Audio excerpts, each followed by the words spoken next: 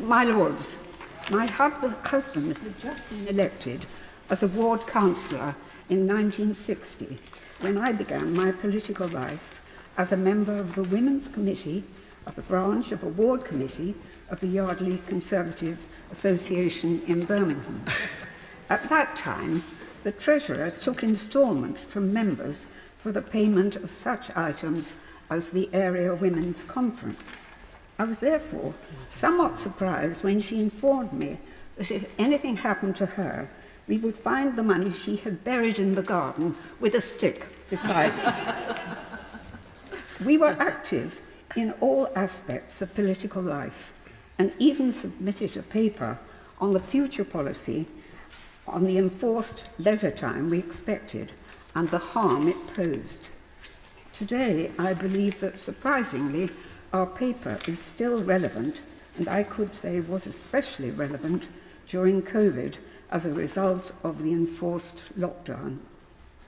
Since that time, I have always been involved in the fight for equality for women. So today, in my short contribution, I want to talk about the new world of woke and the misery it is bringing to the world. It seems to have invaded every sphere of society, and indeed, even some in the Church of England appear to be embracing the ideology. My Lords, I have two great-grandchildren, Sophie 4 and Freddie 3, and I fear for their future if we do not come to our senses. I believe children thrive best when they live at home with two parents. I do understand that is not always possible for many reasons, including me. I lost my father when I was 11 years old. This was in the winter of 1942, a difficult time in the war. Our house had been bombed, and so we were temporarily living with my grandmother. My poor mother had a more than grueling time as she coped with the loss of my father, two children, and no home. I missed my father terribly, and life was never quite the same again. Today, we have a system where teachers think they have the right to ignore parents and indulge children about their gender identity. Surely, my lords, this is exactly when loving parents should be involved in what is a very personal matter, and the needs of children require sensitive and caring management. But they are often not informed by the schools. Puberty can be an anxious time for some and bring its own challenges. Many children ease through the change to becoming adults without trouble, whilst others may look for support at this time and need special guidance. When I was growing up, it wasn't controversial to accept that we were all born male or female.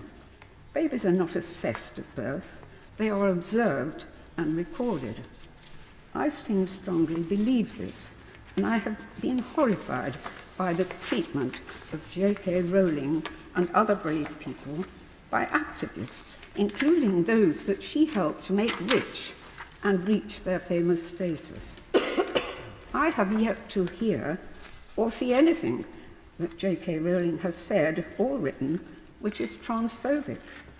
Like her, I believe it is not transphobic to support women's rights. I also believe that adults, after much thought, should be free to choose and live their lives in an alternative way, and I support their decision if they wish to do so. My lords, I fear for the future of women's sport. I'm always in awe of the success of British women in so many disciplines, and admire the parents who for years travel the country in support of their child and the training needed to succeed.